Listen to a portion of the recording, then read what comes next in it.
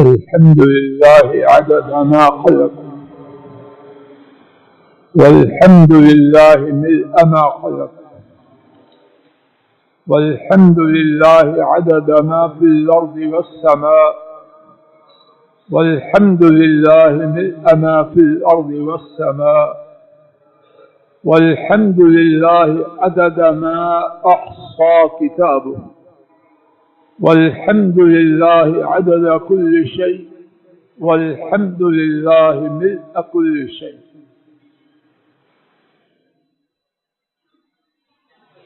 اگر جسم کا ہر ذرہ بولنے کی طاقت رکھتا ہو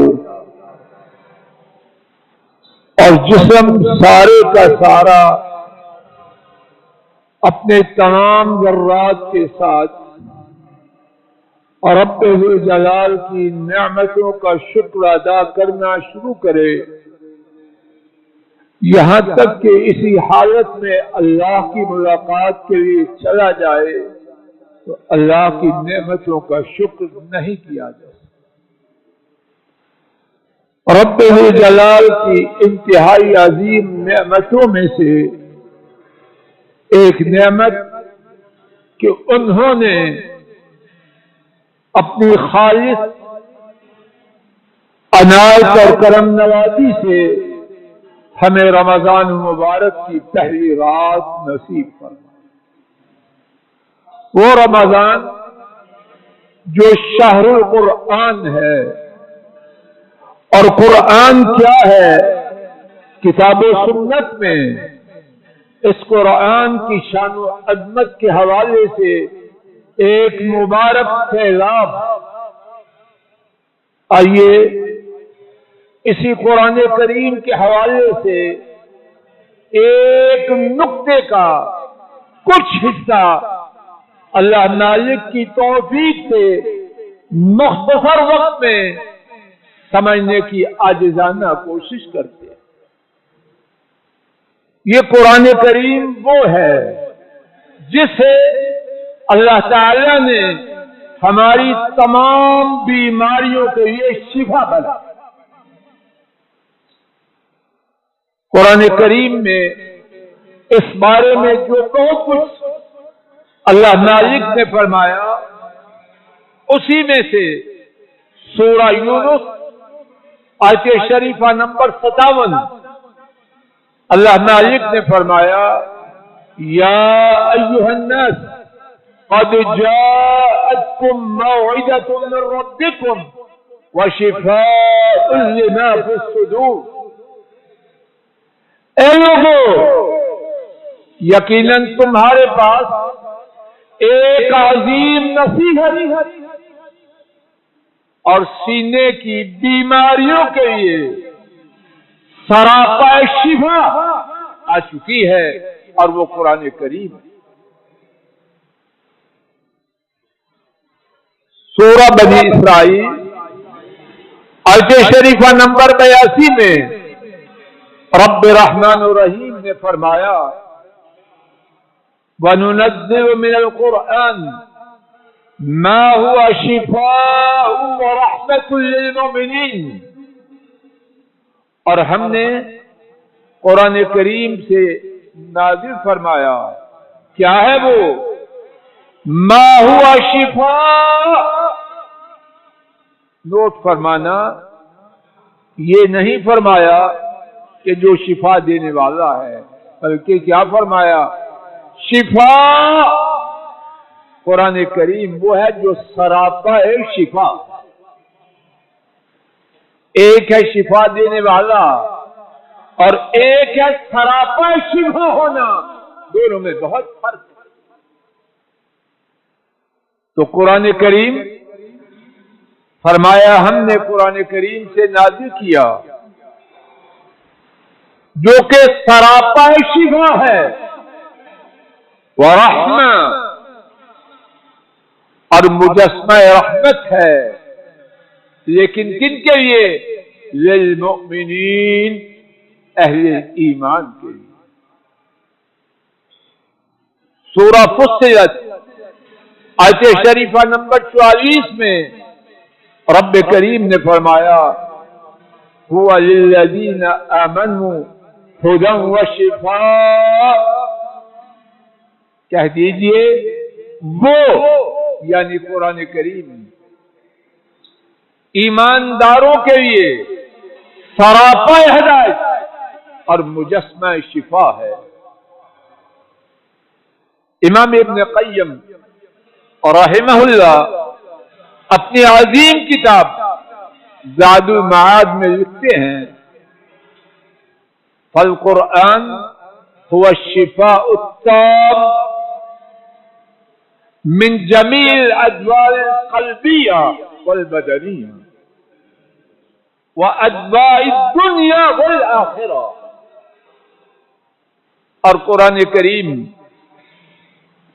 وہ ہی، ایک ایک لفظ پہ غور فرمائیے، اور قرآن کریم وہ ہی مکمل سراپا شفا ہے۔ یا اللہ میرا اور آپ کا سینہ اور امت کا سینہ اپنی کتاب کے لیے کھول دے۔ پھر سماعت فرمائیے، آج ہم لوگوں کی ایک بڑی اکثریت شیطانوں کی اذیتوں سے پریشان ہے کہ نہیں؟ کتنے دکھی ہیں، مرد بھی عورتیں بھی، بوڑھے بھی بچے بھی، لیکن محرومی ہے۔ اللہ پاک نے جو صدیوں پہلے ان مصیبتوں کے علاج کے لیے عظیم چیز دی ہے، اس سے غافل۔ گھر میں کیا سنا جا رہا، کیا دیکھا جا رہا ہے، پریشانیاں کس طرح جائیں گی، شیطانی اثرات سے کیسے بچیں گے؟ بچنا ہے تو رب کا نسخہ استعمال کریں۔ امام ابن قیم فرما رہے ہیں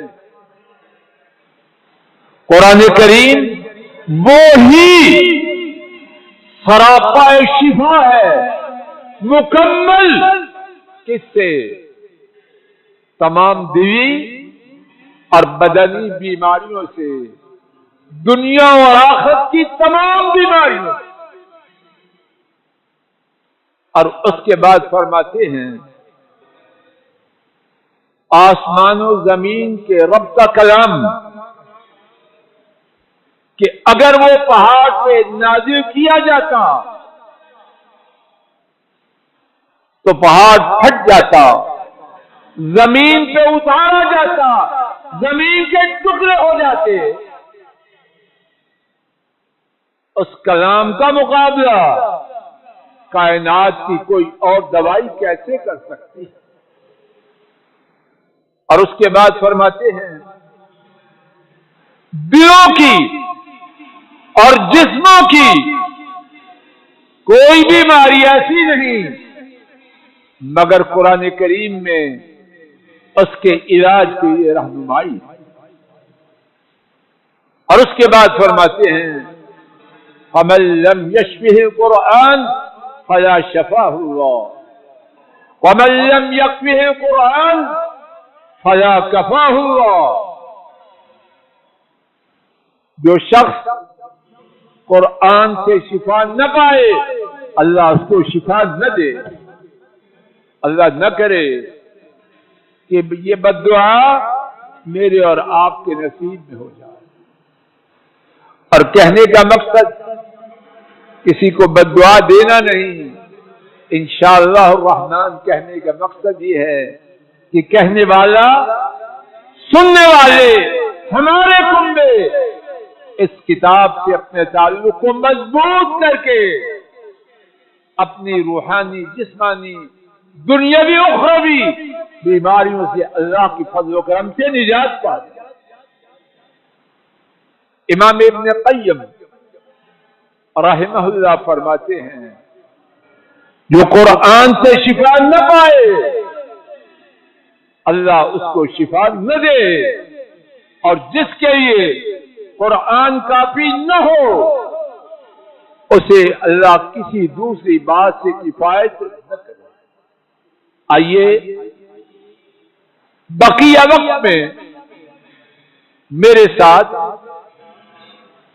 آج قرآن کریم کا جہاں سے آغاز ہوا اسی حوالے سے دو ثابت شدہ باتیں اختصار کے ساتھ سن لیں. شاید اللہ تعالی مجھے آپ کو میرے آپ کے کنبوں کو قرآن کریم سے شفا پانے والوں میں اپنی رحمت سے شامل فرمائے. امام بخاری رحمہ اللہ نے پہلا واقعہ، امام بخاری رحمہ اللہ تعالی نے حضرت ابو سعید خدری رضی اللہ تعالی عنہ سے روایت کی. نبی کریم صلی اللہ علیہ وسلم کے ساتھیوں کا ایک گروپ، ایک مجموعہ سفر میں تھا. ایک بستی میں آئے، بستی والوں سے مہمانی کا تقاضا کیا. تب ہوٹل اور ریسٹورنٹ تو نہ تھے. بستی والوں سے مہمانی کا تقاضا کیا، بستی والوں نے انکار کیا. رب العالمین کی قدرت، اسی بستی میں ان کے سردار کو کسی مودی جانور نے ڈنک مارا. بستی والوں نے زور لگایا، جدوجہد کی کہ سردار شفا پا جائے، لیکن حکم الہی کسی علاج سے اس سردار کو فائدہ نہ ہوا. بستی والوں میں سے ایک کہنے لگا، یہ جو لوگ باہر سے آئے ہیں ان سے پوچھو، شاید ان کے پاس کچھ ہو. چنانچہ بستی والوں میں سے کچھ لوگ حضرات صحابہ کے پاس آئے، اپنے سردار کے ڈسے جانے کا واقعہ بیان کیا. کہنے لگے، تمہارے پاس کچھ ہے؟ ایک ساتھی کہنے لگے، ہاں ہے. تو کہنے لگے کرو، کہنے لگے نہیں، ہم نے نہیں کرنا. ہم آئے، آپ سے مہمانی کا سوال کیا، آپ نے کوڑا جواب. اب ویسے تو دم نہ کریں گے. معاملہ طے ہوا. صحابی نے سورہ الفاتحہ پڑھی اور دم کرنا شروع کیا. اور ایک دوسری روایت میں ہے جسے امام ترمذی نے روایت کیا، 7 دفعہ سورہ الفاتحہ پڑھی اور دم. کیا ہوا؟ صحیح بخاری کے الفاظ ہیں، ان کا ترجمہ ایسے ہوا جیسے کہ اس سردار کو رسیوں سے کھولا جاتا. سردار ٹھیک ہو گیا اور اس میں کسی قسم کی تکلیف باقی نہ رہی. رک جائیے. شاید کوئی سیانہ بندہ اپنے خیال میں کہ یہ کیسے ہو سکتا ہے، یہ کیسے ہو سکتا ہے. قرآن کریم اٹھائے. اللہ پاک نے قرآن کریم کی قوت کو بیان کیا کہ نہیں. اگر ہم یہ قرآن پہاڑ پر اتارتے ٹکڑے ٹکڑے ہو جاتے.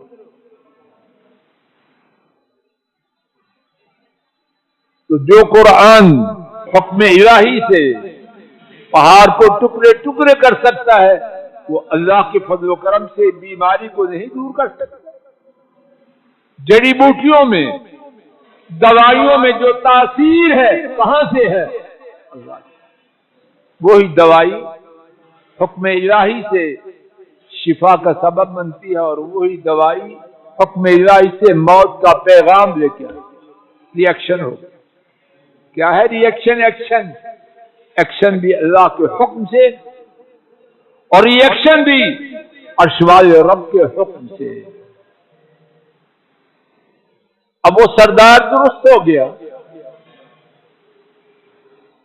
انہوں نے جو معاہدہ کیا تھا اس کے مطابق بکریوں کا ایک غلہ پورا ایک گروپ ان کو دیں. باقی ساتھی کہنے لگے تقسیم کرو. جس نے دم کیا تھا کہنے لگا نہیں، کوئی ان کو چھیڑے نہیں، چھوئے نہیں. مدینہ طیبہ جائیں گے، نبی کریم صلی اللہ علیہ وسلم سے پوچھیں گے، آپ جو فرمائیں گے وہ کیا جائے. چنانچہ صحابہ نبی کریم صلی اللہ علیہ وسلم کے پاس پہنچے اور آپ کے روبرو ماجرا بیان کیا. آپ نے فرمایا وما یدریک انہا رقیہ. ساتھی آپ کو کیسے خبر ہوئی کہ سورہ الفاتحہ دم ہے؟ خبر دی عرش والے رب. آپ نے فرمایا آپ نے جو کیا درست کیا، جو دم کیا سورہ الفاتحہ سے درست کیا. اس تحفہ کو، بکریوں کے اس مجموعہ کو جو تمہیں ملا ہے آپس میں تقسیم کرو.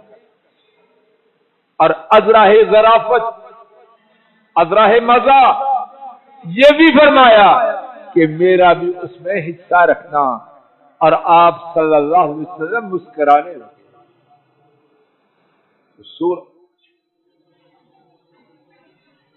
حضرات و خواتین، سورہ فاتحہ آج بھی ہمارے پاس ہے کہ نہیں؟ اللہ کے لیے، اللہ کے لیے، اللہ کے لیے کہنے والا اور سننے والے اس سے تعلق پیدا کریں. یہ نہ ہو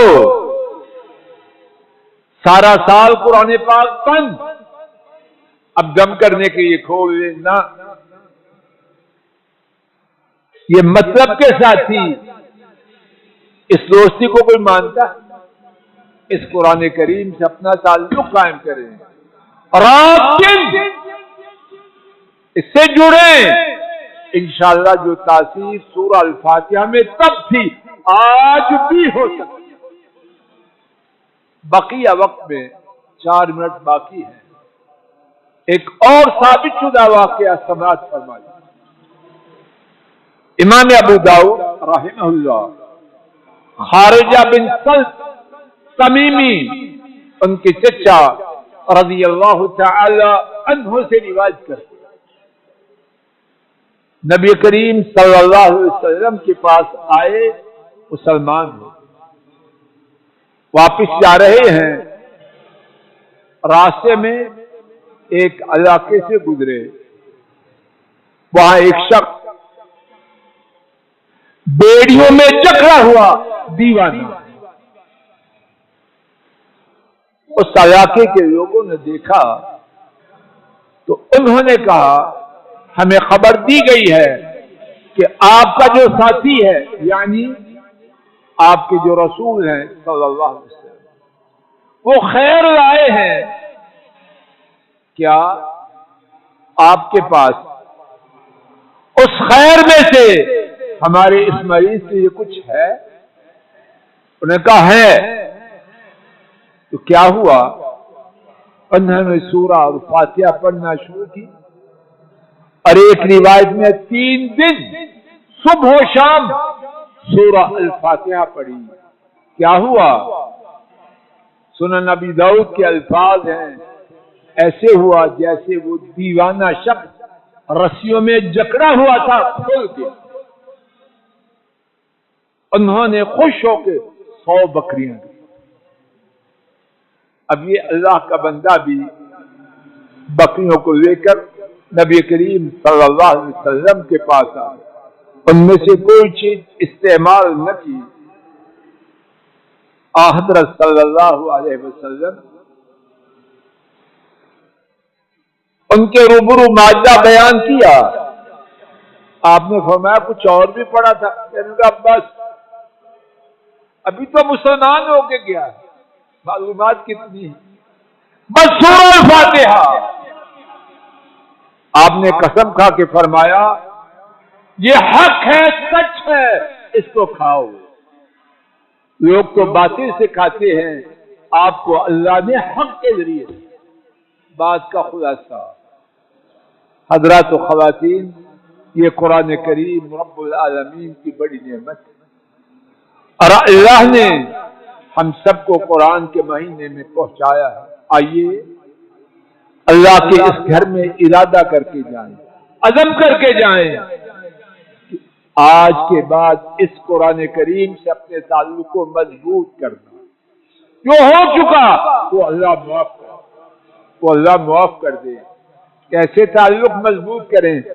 اس کی تلاوت کریں، اگر تلاوت نہیں آتی سیکھیں، اس کے معانی کو سیکھیں، ان پر غور کریں، قرآن کریم کی تعلیمات پر عمل کریں، تو انشاءاللہ اللہ شیطانوں سے بچائیں گے، شریروں سے نجات دیں گے، حاسدوں کے حسد سے محفوظ رکھیں گے۔ جادو اور دیگر شرارتیں جو بڑی عام ہو رہی ہیں اور لوگ بڑے ہی پریشان ہیں، اللہ کی فضل و کرم سے اس قرآن کے تعلق سے مصیبتوں کے بادل چھٹ جائیں گے۔ اگر اس سے دور رہیں، دم کرواتے رہیں، ساری دنیا پھریں، جب ہم ٹھیک نہیں ہوں گے باقی باتوں کا اثر وقتی ہوگا، عارضی ہوگا۔ اللہ تعالیٰ اپنے فضل و کرم سے مجھے آپ کو ہدایت دے، ہماری پریشانیاں، مصیبتیں، غم، دکھ دور فرمائے، امت کے دکھیوں کی، مصیبت زدگان کی، بیماروں کی، پریشانوں کی مدد فرمائے، پریشانیاں دور فرمائے، مصیبتوں سے نجات دے، بیماریوں سے چھٹکارا دے، اور جو اہل ایمان حالت ایمان میں فوت ہو چکے ہیں اللہ ان کے تمام گناہوں کو معاف فرمائے۔ وآخر دعوانا ان الحمد للہ رب العالمین۔ دو اعلان سن لیجیے درس کے حوالے سے۔ انشاءاللہ 4 تراویح کے دوران 20 منٹ کے لیے درس ہوا کرے، اور انشاءاللہ کوشش کی جائے گی کہ 20 سے 21 منٹ نہ ہو، آج بھی ابھی 20 منٹ ہوئے۔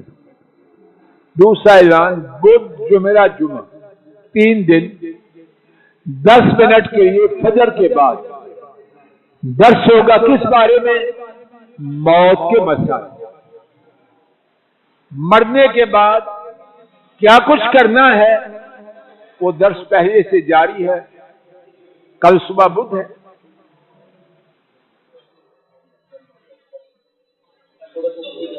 پرسوں بدھ ہے، بدھ جمعہ۔ اب بدھ کو جو درس ہوگا وہ کفن کے مسائل، اور یہ ہر گھر کی ضرورت ہے۔ کفن کے مسائل ہیں، بدھ جمعہ 3 دن 10 منٹ کے لیے یہ درس ہوگا، اور باقی 4 دنوں میں ڈاکٹر حافظ سجاد الہی انشاءاللہ 10 منٹ کے لیے درس دیں گے۔ کس موضوع پہ دیتے ہیں؟ وہ متفرق عنوانات پر باقی 4 دن وہ درس دیں گے۔ اللہ تعالیٰ اپنے فضل و کرم سے مجھے آپ کو نیکی کی توفیق عطا فرمائے، گناہوں کو معاف فرمائے، اور یہ مبارک مہینہ اور اس کی برکتیں ہم سب کے اور امت کے نصیب میں فرمائے۔ وآخر دعوانا ان الحمد للہ رب العالمین۔